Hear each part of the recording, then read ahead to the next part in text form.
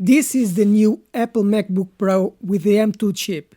With a 13-inch screen, it's the smallest, most powerful computer from Apple right now. You can choose this MacBook in various configurations.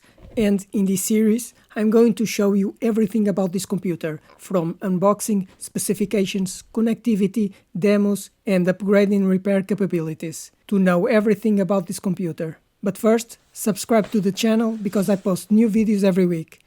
Regarding the physical connectivity of the computer, it has two USB-C ports, which are Thunderbolt 4 and USB 4, which allows for charging and data transfer. I can use these USB-C connections for charging. I can connect the power adapter to a power source, and then I connect the USB-C cable to the computer. And thus, it allows charging the computer through the USB-C plug. But also, I can use another USB-C cable for data transfer. I plug it into the computer and I can transfer data, for example, from the iPhone, or plug in another USB-C device like peripherals or storage devices.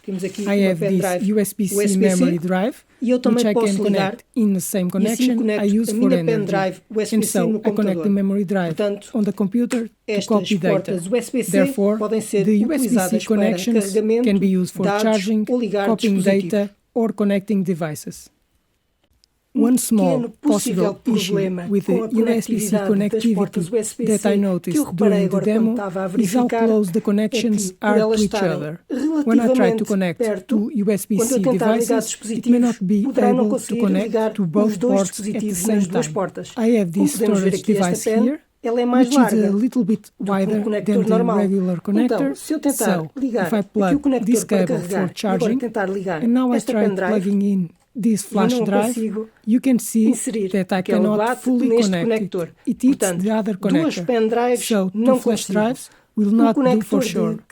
One charging cable and one flash drive, perhaps, it will depend on the thickness of the flash drive. But to normal USB-C cables, you should have no problem connecting.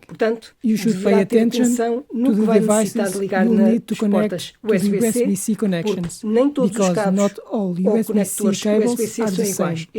This flash drive is wider, and due to the distance between the USB-C connections, you may not be able to connect a second device, depending on the size of the first one that is already connected.